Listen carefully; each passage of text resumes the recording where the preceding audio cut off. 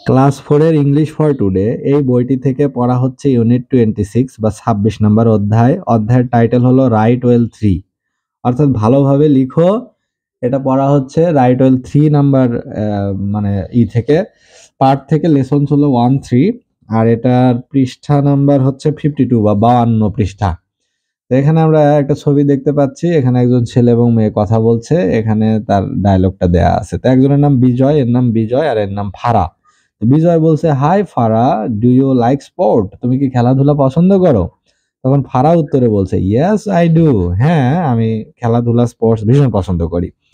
বিজয় তখন বলছে ফারাকে, বিজয় বলছে, what is your favourite sport? তোমার প্রিয় খেলা কি? ফারা তখন উত্তর দিয়েছে, ওয়েল আই লাইক ক্রিকেট, আমি ক্রিকেট খেলা পছন্দ করি। বিজয় তখন বলছে, wow Farah, cricket is my favourite sport two.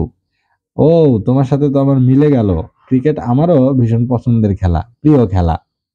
তাহলে এরা দুজন কথা বলছে স্পোর্ট নিয়ে। বিজয় প্রথমে ফারাকে বলছে, ডু ইউ লাইক স্পোর্টস? তখন ফারা বলছে, ইয়েস আই ডু, হ্যাঁ খেলা আমার প্রিয়। তখন বিজয় উত্তর করছে, সেকেন্ড কোশ্চেন করছে, what is your favourite sport then? তাহলে তোমার প্রিয় খেলা কোনটা? তখন ফারা উত্তর বলছে, ওয়েল আই লাইক ক্রিকেট।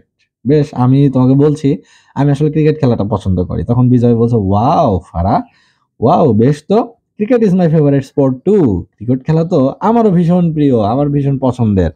তাহলে এখানে আমরা শিখলাম কি, যে লাইক, লাইক মানে পছন্দ করা, আর yes I do, I do মানে হ্যাঁ আমিও করি। আবার ফেভারিট স্পোর্ট মানে, ফেভারিট মানে প্রিয়, পছন্দের খেলা, ফেভারিট স্পোর্ট মানে প্রিয় খেলা।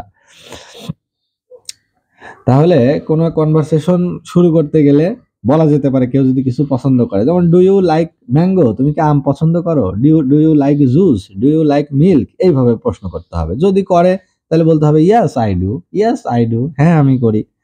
তারপরে বলা যেতে পারে যে what is your favourite sport, বলা যেতে পারে what is your favourite food, what is your favourite TV show, এভাবে প্রশ্ন করা যেতে পারে।